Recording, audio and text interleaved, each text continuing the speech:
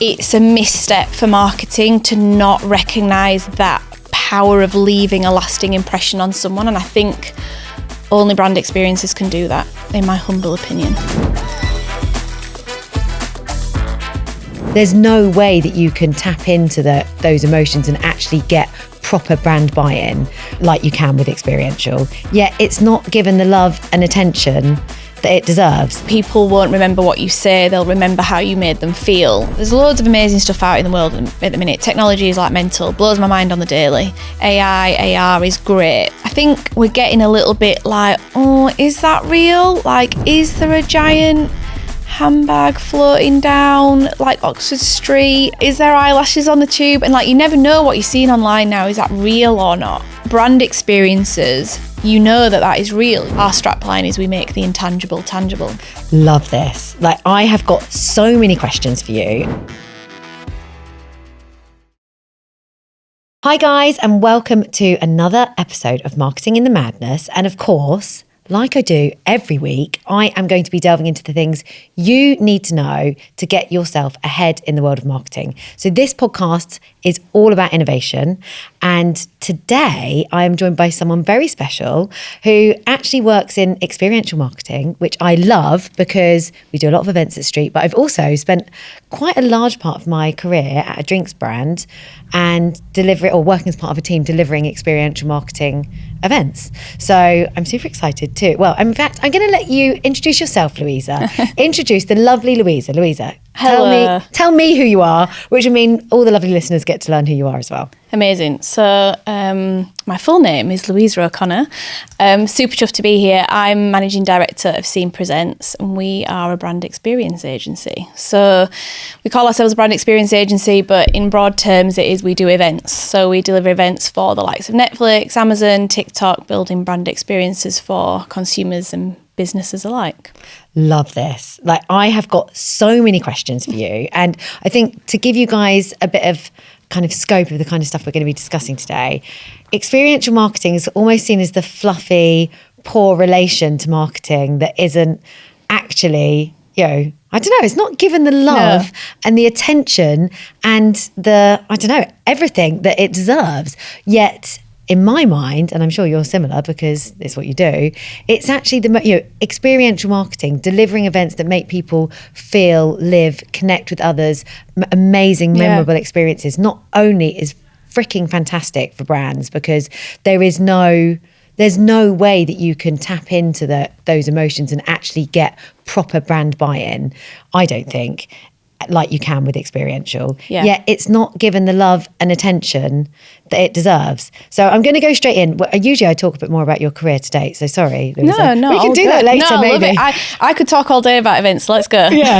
so I'm going straight in, guys. Sorry, no faffing today.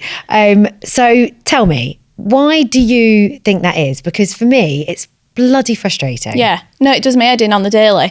Because also the stats don't match up. So apparently, not to bore people with stats, but 29% of marketeers engage with brand experiences as part of their marketing campaigns, which is pretty low. But like over 80% of consumers want them and want to go to them. And it's weird how those two stats don't match. And what I think is because sometimes the people making decisions on what we should spend marketing money on are procurement, legal, finance, and what they need is data. And they need to prove ROI, especially now when everyone's under so much pressure to kind of prove budget spend and ROI. And I think they find it hard to understand how a one-off event can do that when they're used to thinking about digital campaigns that go on for months. They can track clicks, they can track views. And I think that is why it's considered the poor relation. But our whole strapline and mantra is like, nothing makes you feel like a live experience. If you're going to chat to anyone in the street and if you ask them, what's the first experience you remember? What's the most amazing gig you ever went to? Or you go, can you remember your best advert you saw in the YouTube break of something you're watching or whatever? They're going to remember the experience they went to. Like the other night I went to the Miseducation of Lauryn Hill reunion tour. Did you? I really wanted to go to that. It was epic, and that was my first ever what I call live experience. It was the first thing that I can remember going to when I was about 14 years old.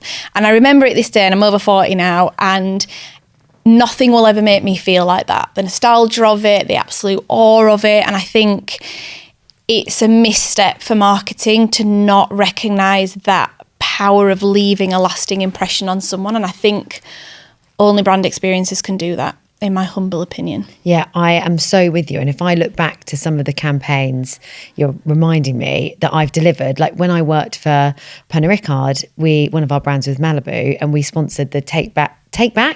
We sponsored the Take That Comeback tour. Wow, that was a mouthful. That's very cool. But the whole premise was, we were in the Golden Circle. I got to go to a couple of them, which was great for me because I was a huge Take That. I'm going back to my 20s. And you still remember it, right? Yeah, and you remember drinking Malibu, and drinking Malibu takes me back there. And if you think about even not quite on the same lines, but it is like Christmas time. You've got special drinks that you drink. Like a lot of people drink Baileys, or so those the link and the feeling that you have, the smells that you experience. It's associating a brand to a memory. Yeah. Like that, and there's quotes out there, isn't it? It's like, show me, don't tell me, or people won't remember what you say, they'll remember how you made them feel. And I think that is how we need to think about brand experiences. I was looking online yesterday and, Moncler have just done their Art of Genius again. So they did it in London. They've just redone it in Shanghai. I mean, it was absolutely mind-blowing what they did, but they clearly see the value in brand experiences. They obviously have a huge marketing budget, fair play, but they advertise, they invest in talent, they have brand ambassadors, so they do all that already. They don't need to do brand experiences. Everyone knows who Moncler are, but they clearly see the value in creating these brand worlds, these environments where they completely immerse someone in that brand and create almost like money can't buy experiences because they get the talkability. Like the London event they did, it had like 10,000 people through the door, which, to be fair, as an event planner, putting 10,000 people through the door, I would have smashed my ROI. That's great.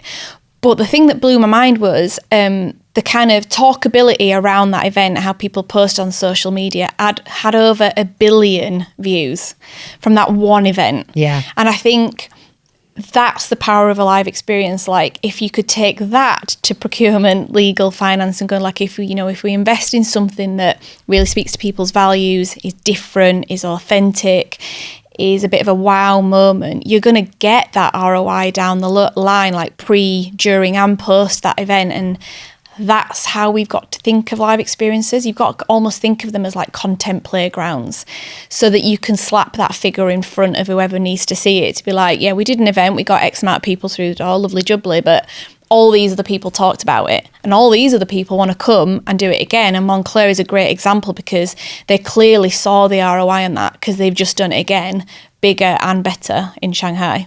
And I think that's the difference from when I was working in experiential way back when. I mean, literally, this shows how old I am. Well, probably similar. Yeah. Also over 40, is, we didn't have social media. I mean, MySpace was just getting started. Yep. Facebook, I think, came towards the end of my time at Pernod Ricard.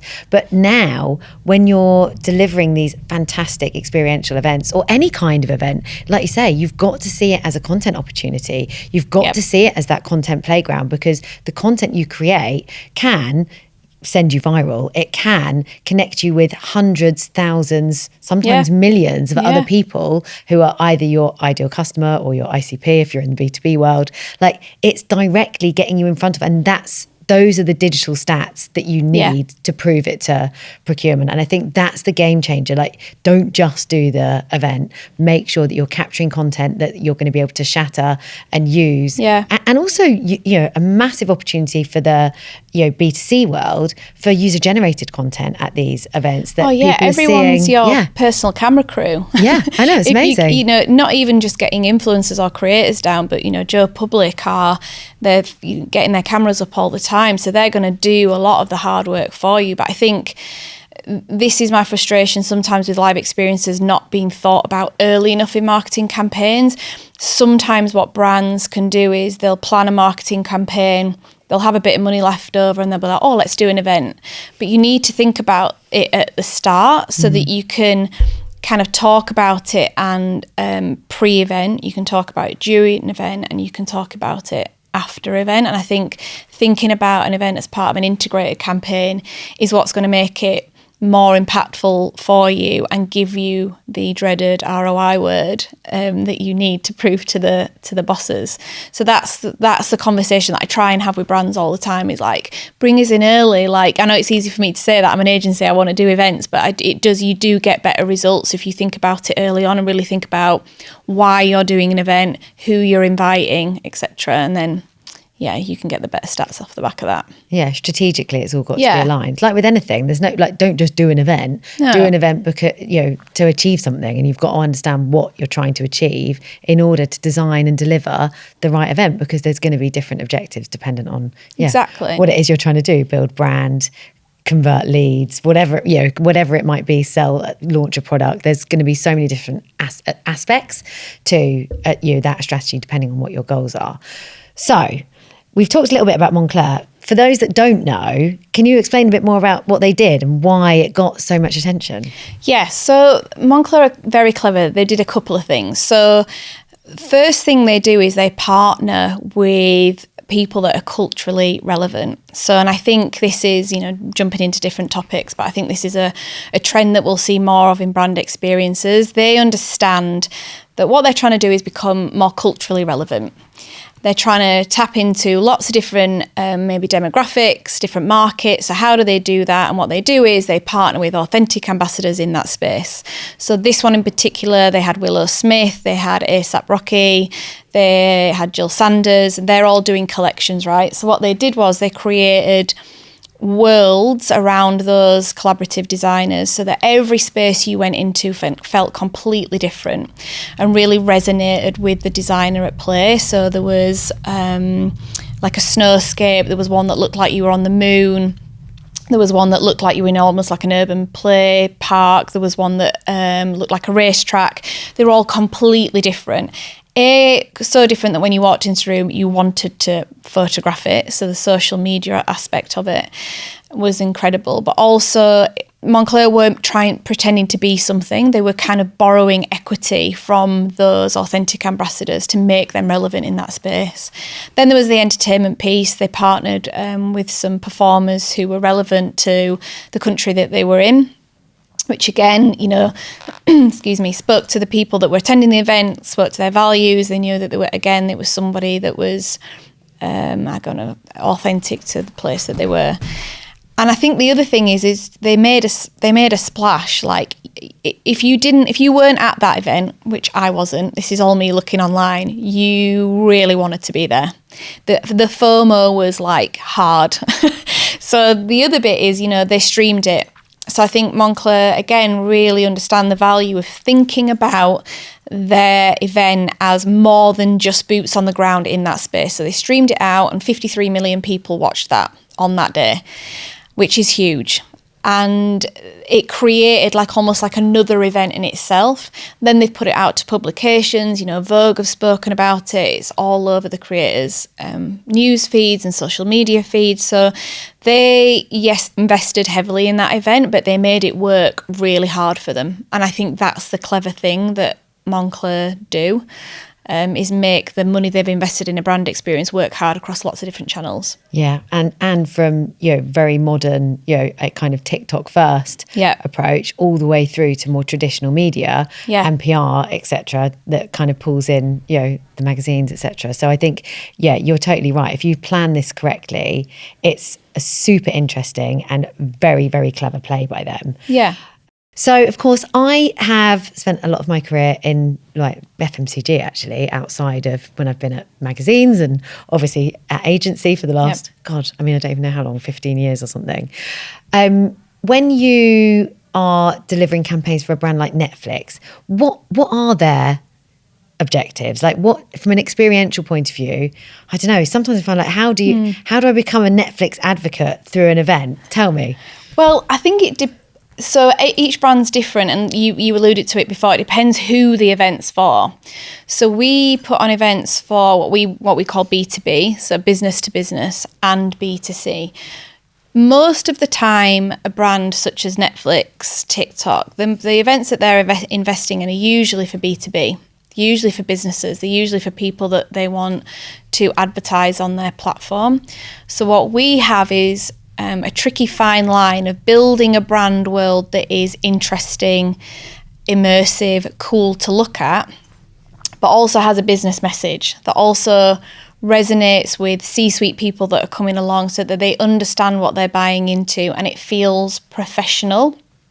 And that's the fine line, because we talk about taking the boring out of B2B, because B2B used to be, let's go to a hotel ballroom, no offense to any hotels, pull down a projector, have a little PowerPoint, have a crappy cup of coffee and then bugger off.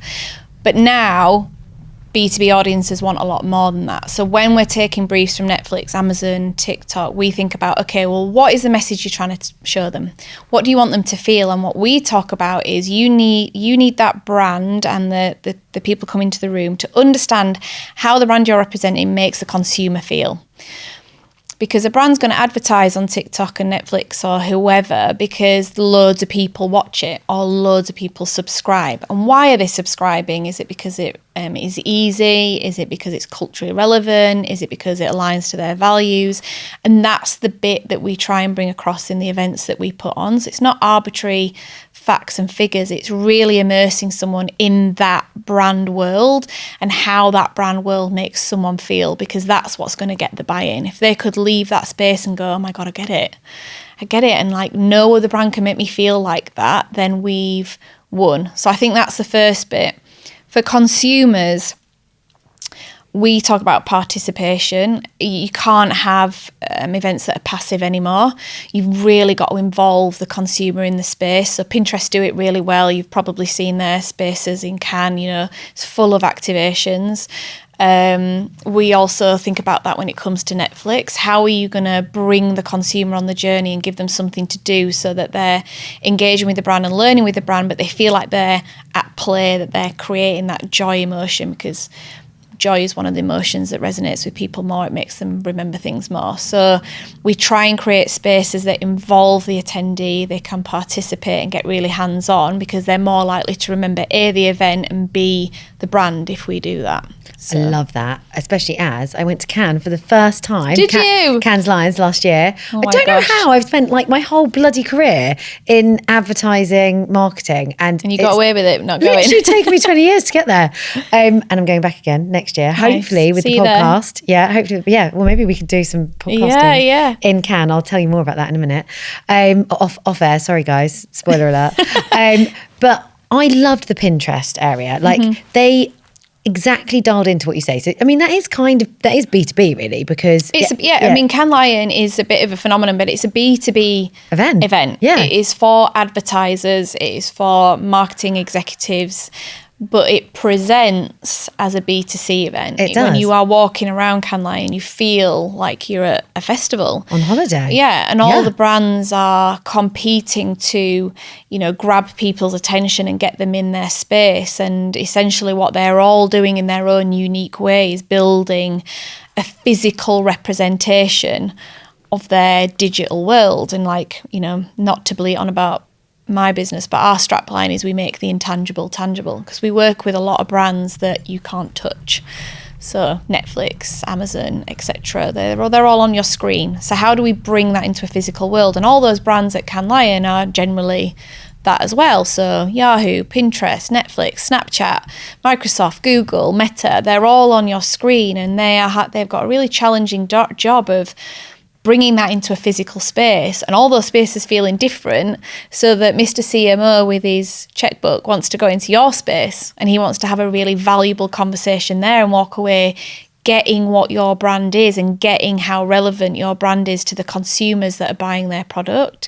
So for me, I mean, this will be my 10th Cannes Lion. It's a fascinating space. I love going because I love seeing how we can push the boundaries on brand experience, and I love that brands see the value of doing that. Yeah, especially in that kind of more meeting heavy world. Yeah, and I think that's what shone to me, like having not been previously, but heard, in my head I was turning up and going to the kind of Mad Men old school days. Everyone's sat in the Carlton drinking, but it really wasn't like that. And I really want to call out Pinterest because they had some amazing things in the Pinterest. Well, Did you get a pair of Crocs? No, I didn't. But I did join the queue, and it was like right at the end on the last day. I was like, oh, it's not going to happen. But they, for instance, so you could, from memory, let's call out all the different things they did. Yeah, you could decorate your own pair of Crocs, like sort of tie-dye them. Yep. That was it. Dip dye, tie-dye them.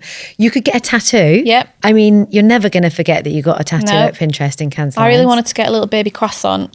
I'm so queuing for that. I know. Well, you have to register for that one. You do. You could get your colours done. Yep. Which I also didn't do. I literally got there and all the queues were, I just got there way too late. What else? There was quite a few other things. You can do charms. Like that was it. They had customizing football shirts. Yes. They had a Lego area. Yes. They had like a bespoke postcard area. So obviously for them, the activations are still purposeful. It links back to trends that are on the platform. It links back to brands that are on the platform.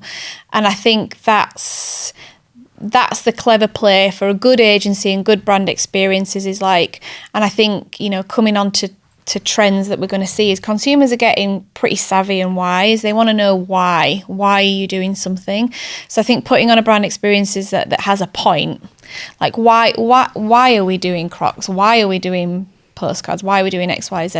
And almost like subliminally linking it back to something that is part of your brand strategy and what is powerful for your brand is really clever, because not only will it be remembered, but they'll hopefully remember why they remembered and think, okay, well, Pinterest is the place where trends happen. Pinterest is the place where I can find out about what is trending, I can buy this, I can buy that, and that's what they're trying to build, and they do it in such an immersive way, and that's a good example, I think. Yeah. The other one that I really liked, because I think we need to do more of this. As you know, probably 80% of my business now is B2B lead gen events. And I'm always pushing our clients to do things a bit different, which we are finally getting them to do, because a lot of the tech companies we work with, very different to the tech companies you work with, are probably, predominantly the big platforms that sit behind retail websites. So my clients are people like Shopify, Stripe, commerce tools. And we're really pushing through now and starting to do, Contentful, for instance. We're doing our first bake-off where we've got brands coming in and they're going to create, bakes basically together. We're going to record really cool content. So that's where I really want to push us and our clients to develop those experiences where you're doing something with someone. It's memorable. They're going to remember Contentful for pulling off this fantastic event that is putting, personalization front and center by personalizing cakes and teaming up with someone to do that. And those kind of the relationships and the memories that you get from that are, I think, unwaverable in comparison to anything else that you can do in terms of surfacing content digitally.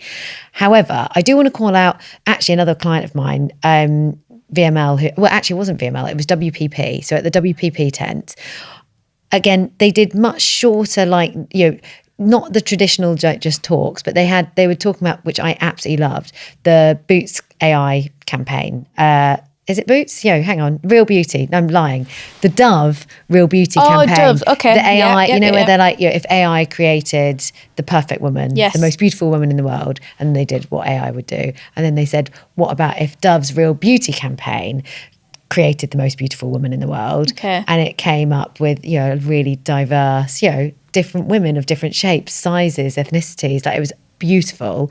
But then they had and quite a short talk about how, the strategy, the concept, all that kind of stuff. But then they had the lady who sung the song for the ad come and do a live song, and so it's those kind of, they brought the ad to life. They brought it and I was like, what? Like, I actually was crying, because also it's like, as a woman it is challenging. We have a lot of things to live up to. We were talking before, weren't we, like, oh my gosh, we looked perfect, and we're always, every camera angle was brilliant, which it isn't, sorry guys. We're doing our best, aren't we, Louisa? So I think, for me it was, as someone who in my life has struggled with, I don't know, appearance, or, I've had eating disorders when I was younger. It was really moving. And I think how, that building in that empathy and that understanding and those really emotive moments that I will never forget going to that talk. And would it have been as emotive if it was just a PowerPoint? No. Maybe not. Boring. Maybe not, yeah. And I think,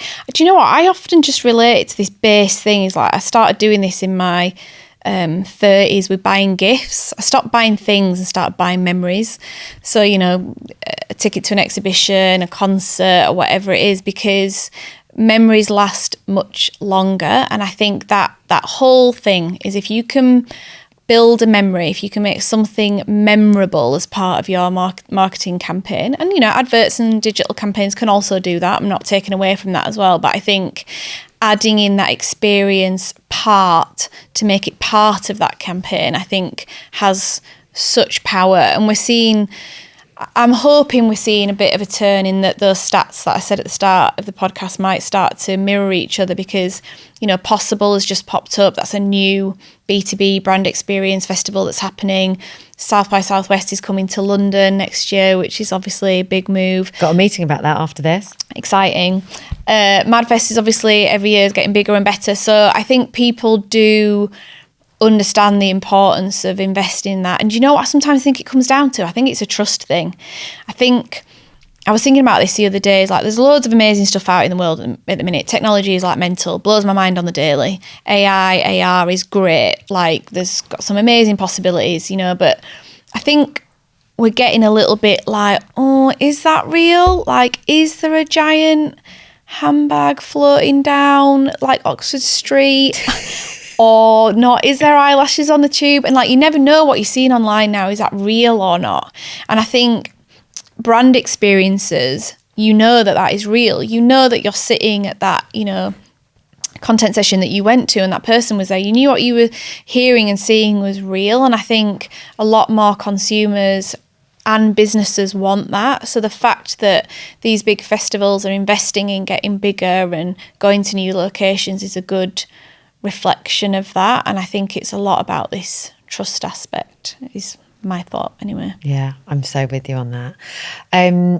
I've got an idea. Do you know who should do an event or an experiential event? And I mean, maybe they have and I just don't realise that they have.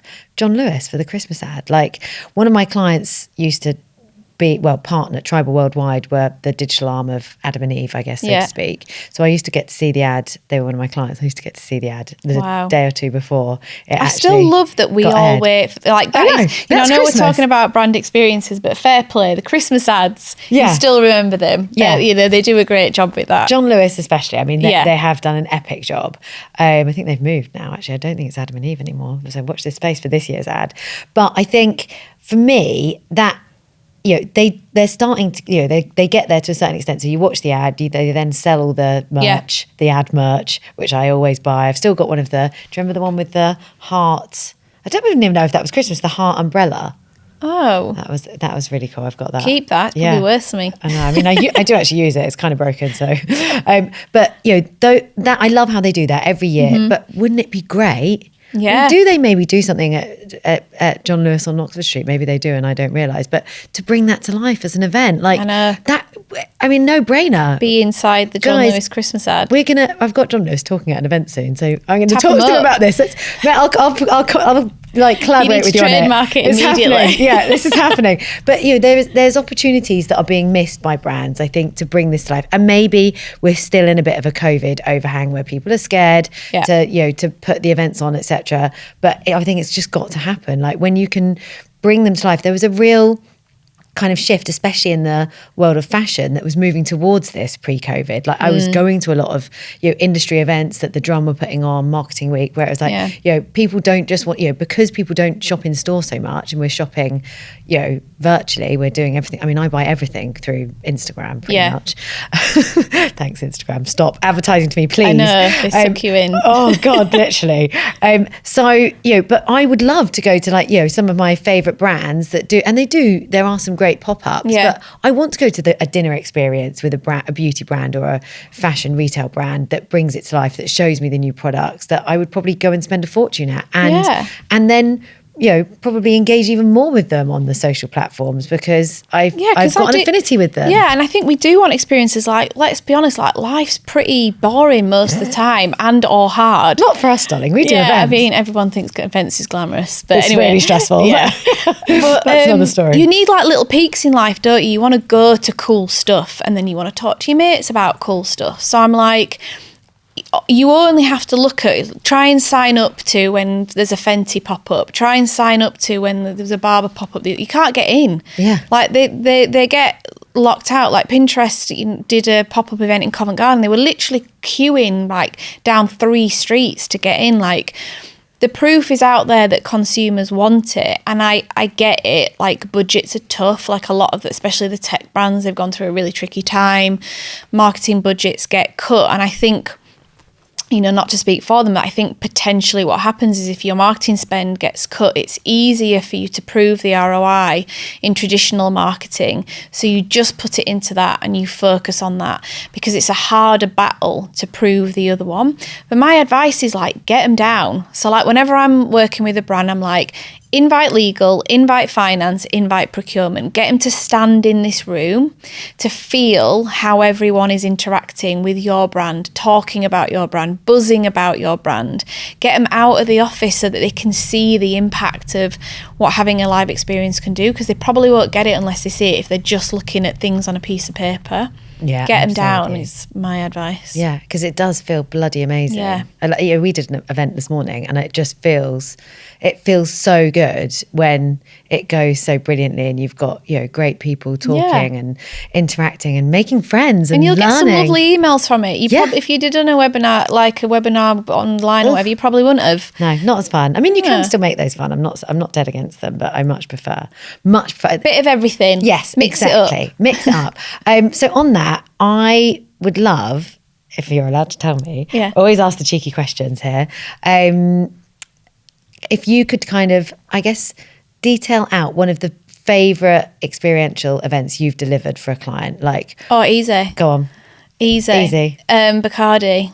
Go on. Oh, I love Bacardi. Well, you used to be a competitor brand. In fact, a lot of my friends worked at Bacardi. So this was, I worked on this, it was a while ago now. It was the golden age of experiences is what I would call it. So Bacardi were launching a new product and they had a campaign called Bacardi Triangle.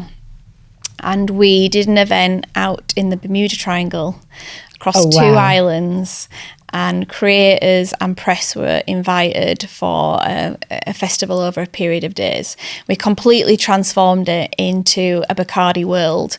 So Ellie Goulding was one of the headliners. There was a water park on the island. We took that over on Halloween because it was over Halloween. We made it into like a zombie water park. We had pool parties. We had this really immersive space that we turned into like a Bacardi shack. It was one of the most mental jobs I've ever worked on. I still remember it to this day. You can Google it. It's on YouTube. Anyone that ever worked on it still talks about it to this day. Anyone that ever went to it, they'd be like, I will never go to anything like that in my life. But for me, it was like the definition of brand world building. From the moment they got on the plane to the moment they stepped off and entered that world, it felt like they were inside Bacardi, for want of a better phrase. Every touch point was about that brand and brand storytelling completely.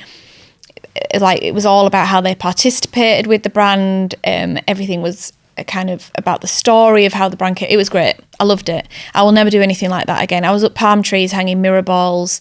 I was shipping flight cases backwards and forwards on a boat. My old boss had an incident where some of the Ellie Goulding's backline fell off the boat and went into the sea. There was all manner of stories, but it solidified my love for brand experiences because just seeing everyone that worked on that was incredible. And I think more modern days, Jewel in Our Crown has got to be Netflix at Cannes. It's such a great project to work on. I'm so proud to work on it, and we get to create loads of little mini worlds, from Bridgerton to Emily in Paris to Stranger Things to Squid Games. We build like little mini Disneylands, and it's just creatively for our team. It's so exciting and so expansive, and it's really nice to have that freedom to completely bring something to life. And seeing people enter that roof, like day one when we open the doors, so to speak, and people come on and go, oh my God,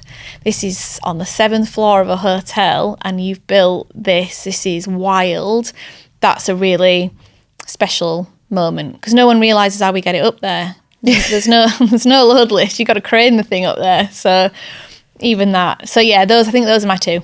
I love that. The first one I can really empathise with, because one of my brands was Savannah Club when I was at Pernod Ricard. Nice. And we were always trying, not at that scale, but like smaller scale. We used to get the Cuban brothers in to do a lot. We did so many. Sorry, that I could go off on a tangent on Cuban brothers, because I literally, my life, I love them so much. They are the best, aren't they? Yeah. But every time I watch them now, I have to drink Havana Club. But you really get, obviously I'm kind of tied to some of the brands that I used to work for because I have to. But, our whole point for all the experiential that we were doing, and we did loads of different things, on small scales, big scales, huge sponsorship deals where we created worlds within VIP areas. But actually it was all about getting people on as brand ambassadors, not just, we did actually have brand ambassadors, of course, that worked for us, but actually all of our customers, we wanted to be our brand ambassadors, so that they're going, I went and did this amazing experience. If you did that with Bacardi, you're never going to want to drink Havana Club, because you've bought into that brand, and then you're going to be telling your friends, no, don't have a Havana Club and Coke, have a Bacardi and Coke, because you just fall in love with it. And I think that is almost impossible to create that emotion and that feeling and that brand loyalty if you're not doing events. So I think that one thing. And Netflix, oh my God, please can I come? Oh my gosh, I've just booked my flights literally yesterday to Cannes. So I don't know what worlds we're building yet next year, but would love to see you there. You can immerse yourself in the world of Netflix. But I think the ambassador thing is really interesting, because I think that's something that we've seen come back. Like, we've obviously gone through the creator influencer world, and brands are now going back to roots of like making their consumers their ambassadors. I don't know if you saw brands recently have started to not invite influencers on influencer trips, but they're inviting consumers on influencer trips. The people that buy their products of choice, not because they're paid to, but people that have loved their brand for years, talk about their brand authentically. Brands are starting to do incentive trips for them. And I love that. I think because, again, this trust thing, like, people want to see them, and you talked about it with Dove, like, they want to see them. They want to hear from real people who are going, I bought this because it was good, not because they were paid to say it was good. So I think, again, if you're putting on brand experiences, you want to build that community, build that loyal consumer, you need to bring them on that journey and show them what your brand is about and what your brand is capable of. And we try to do that with brand experiences. Love it. You're doing some amazing things. I'm super excited to have had you on today. Now, before I let you go, one last question. If someone is thinking about putting on a brand experience and you're actually delivering an event, it may be for the first time or maybe just haven't done it for a while, what top tips would you give them in order to deliver something that is going to, I guess it's going to depend on their goals, right? But a couple of top tips that maybe people can take away and think about. I think the first thing is why. Why are you doing it? Because you'd be surprised how many briefs we get and there's no real reason why. So I would start there.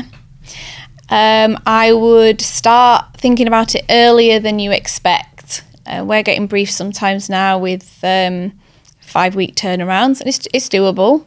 But, the longer that you can plan, the longer you can really think about making it relevant and making it impactful and getting that ROI piece.